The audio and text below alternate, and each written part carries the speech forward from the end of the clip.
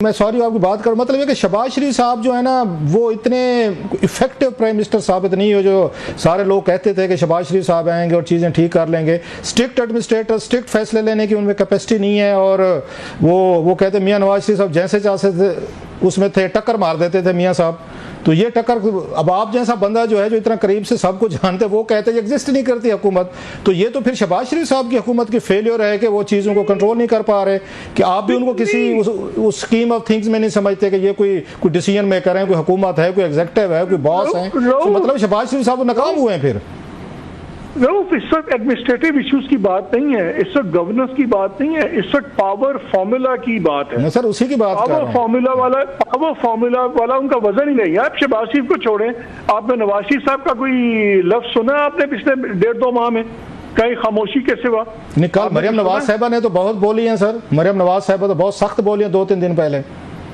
वो क्यों बोली है? वो इसलिए बोली है कि 8-5 के फैसले का फिक्र नहीं है किसी को। 8-5 के फैसले से क्या हो गया, चले और मेंबर आ जाएंगे, वो और शोर डाल लें पीटीआई के, उससे पावर इक्वेशन डिस्टर्ब नहीं होती।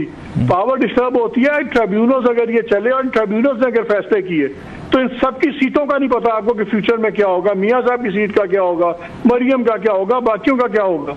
उनको फिक्र ये है कि सुप्रीम कोर्ट ने अगर ट्रिब्यूनल्स वाला फैसला इम्पोज कर दिया और इलेक्शन कमीशन जो भी रेजिस्ट कर रहा है और अगर उसको उन्होंने इलेक्शन कमीशन को भी रगड़ दिया तो फिर क्या होगा, पूरी पावर स्ट्रक्चर चेंज हो जाती है। रऊफ, इस वक्त पूरा पावर स्ट्रक्चर को जो थ्रेट है वो इमरान खान से नहीं है, वो किसी और से नहीं है, वो उनको इन 9 ट्रिब्यूनल से है।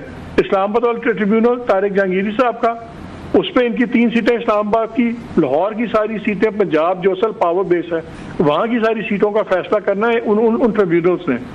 ये जो है ना 9 लोग ये इस तक नजर आ रहे हैं गवर्नमेंट को, इसलिए सारा प्रेशर चल रहा है। ये क्यों तय कर लिया है, आपके पॉइंट में बड़ा वजन है कि ये क्यों तय कर लिया गया है पहले से कि ये 9 जजेस जो आएंगे ट्रिब्यूनल को हेड करेंगे तो ये हमारे खिलाफ ही फैसले देंगे, प्रोसीडिंग होंगी, वहाँ पे चीज़ें पेश की जाएंगी, सबूत अदरवाइज फार्म पेश होंगे, so it will take time. तो आप जाएं अपना डिफेंड करें, हुकूमत करे, ये जितने MNAs वगैरह हैं करे, मतलब पैनिक मोड में क्यों है फिर हुकूमत को? इनको क्या जजेस, अभी से इन्होंने कहा कि जजेस का फैसलों का इनको पता है, डिसीजन हो गया है कि वो खान साहब की पार्टी के हक में सारे फैसले करेंगे, जितने भी आएंगे सबको उड़ा के रख देंगे और उनकी पार्टी के MNA वापस आ जाएंगे। ये क्यों हुकूमत सोच के बैठी हुई है सर? एक तो जो आप ये साउथ पंजाब वाली अपनी मासूमियत दिखाते हैं ना, मेरा दिल एकदम नरम पड़ जाता है, मुझे आंसू आ जाते हैं मेरी आंखों में। इतने आप मासूम हैं। आप भी देखे कि तक फिजा क्या चली हुई। सनम जावेद का केस कितना हाई प्रोफाइल केस था, सेलिब्रेटेड केस था ना, रोजाना इससे बातें होती थी। यार ड्यूटी जज ने बरी कर दिया।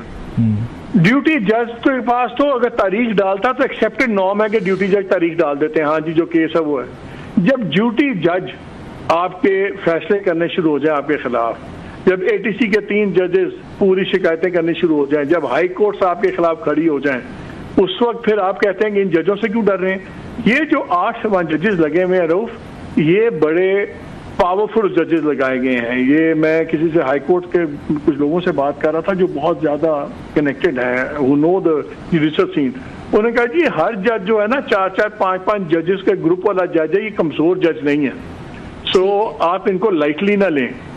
इसलिए अगर ये चीज बाकी लोगों को पता है तो गवर्नमेंट को भी पता है। दीज 8 जजेस आर वेरी स्ट्रॉन्ग जजेस।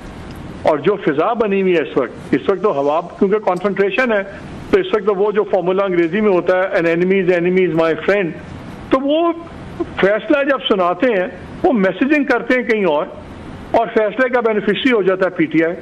इसलिए मैंने कहा है कि अगर ये निज़ाम चलना है, अगर पॉइंट ऑफ नो रिटर्न से वापस आना है, फौज को जुडिशरी से अपना कॉन्फ्लिक्ट खत्म करना होगा। नहीं, कन्फ्लिक्ट खत्म करने का तो मकसद ये फिर वही है जो आप बता रहे हैं कि खान साहब को वो वापस लें और खान साहब को ये पावर दी जाए, क्योंकि उनका पे फौज की तरफ से ये इतराज आता है कि सारा रिलीफ जो है 9 मई के जी जुडिशरी का कॉन्फ्लिक्ट का खान साहब से कोई ताल्लुक नहीं है। ये जुडिशरी का कॉन्फ्लिक्ट है जो बहुत चीजें हुई हैं, जब घरों में कैमरे लगेंगे, दूसरी चीजें होंगी तो रिएक्शन और आएगा।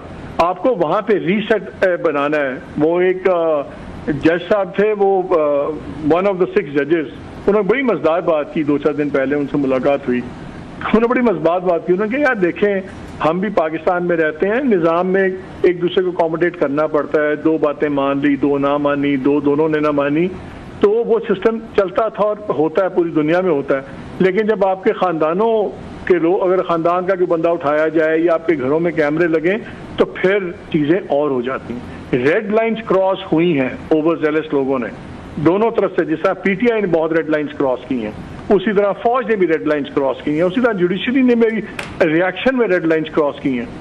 सबसे पहले इक्वेशन सेट होनी जरूरी है, रीसेट का बटन जब तक नहीं, वो ये कहते हैं सर, नहीं बजेगा। वो ये कहते हैं कि ये फौज की तरफ से हमेशा ये बयान दिया जाता है, उनके डीजीआईएसपीआर भी कहते हैं कि ऐसा काम तो हमारे साथ जिंदगी में नहीं हुआ। 9 मई पे हम पे हमले किए गए, हम पे अटैक्स किए गए, तो रेड लाइंस उनके ख्याल में ये उनका आप बिल्कुल ठीक कहते हैं। वो कहते हैं 9 मई और उसके वो समझते हैं दीवार जो बनी है रास्ते में, वो तो जुडिशरी बनी है, उन्होंने रिलीफ दिया है 9 मई के जितने भी उसमें लोग थे। मैं बिल्कुल इससे एग्री करता हूं। 9 मई जैसा बड़ा ही कंडेमेबल वो चीज है। जिसने वायलेंस किया है उसको रगड़ा पड़ना चाहिए।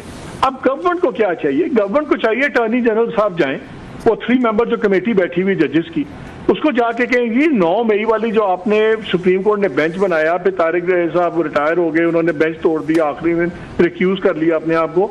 आप रोजाना 8-8 घंटे के मुकदमे दूसरे सुनते हैं, हर बात आगे 9 मई पे रुकती है। सुप्रीम कोर्ट बैठे उस केस का फैसला करे। आपने जिधर भी फैसला करना है, आप कहते हैं कि मिलिट्री कोर्ट सुनेंगी या नहीं सुनेंगी, ताकि जिसने भी उसके अगेंस्ट अपील करनी है करे। ये मामला सबसे इंपॉर्टेंट मामला है जो सुप्रीम कोर्ट की वजह से लटका हुआ है। ठीक है, ये बिल्कुल मैं इस बात पे मैं कहता हूं कि इसमें कोर्ट इज रिस्पॉन्सिबल। ये सबसे इंपॉर्टेंट मामला है, इस केस को फैसला करें। बेंच पहले बनता है तो फिर वो 6-6 महीने नहीं मिल रहा, फिर टूट जाता है, फिर उसके बाद किसी को नहीं पता। पूरा मुल्क 9 मई पे लटका हुआ है, और फौज 9 मई पे रो रही है, गवर्नमेंट 9 मई पे रो रही है। इवन पीटीआई भी कहती है कि जी 9 मई का फैसले करें, हमारे पे नाजायज हो रहा है, और एक सुप्रीम कोर्ट है उसका बेंच बना के फैसला नहीं कर रही। बिल्कुल ये सुप्रीम कोर्ट रिस्पॉन्सिबल। बहुत शुक्रिया बॉस, बहुत शुक्रिया, thank you very much. Mohammad Malik sahab analysis हमारे साथ शेयर कर रहे थे, और यहाँ पे वक्त हुआ ब्रेक का। ब्रेक के बाद बात करेंगे जस्टिस अतर मिनल्ला ने न्यूयॉर्क बार में बड़े जो खिताब किया, उसे बड़े बड़े इंकशाफात किए, इंपॉर्टेंट बातें कही हैं, उनको डिस्कस करेंगे। और इसके अलावा सेनेट की कानून इंसाफ कमेटी में आज क्लास साहब मौजूद थे, जो उसकी मीटिंग थी, और वहां पे कुछ इंपॉर्टेंट बातें हुई हैं, कॉन्स्टिट्यूशनल अदालतों के हवाले से क्या बातें हुई, ब्रेक के बाद डिस्कस करेंगे। हमारे साथ रहिए।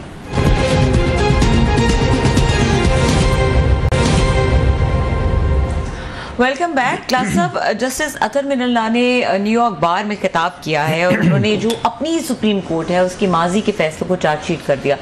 How do you see that? Athar Minallah साहब ने बड़ी एक लंबी गुफ्तगू की, 1.5 घंटे की तकरीबन मैंने वो सुनी है। तो बल्कि हमारी वो साथ वो इंटर्नी है महर खान, तो उनके भी मैंने जिम्मे लगाया कि आप मुझे पॉइंट्स बना के दें। महर ने भी बड़े अच्छे पॉइंट्स बनाए थे, खुद भी मैंने सुनी है।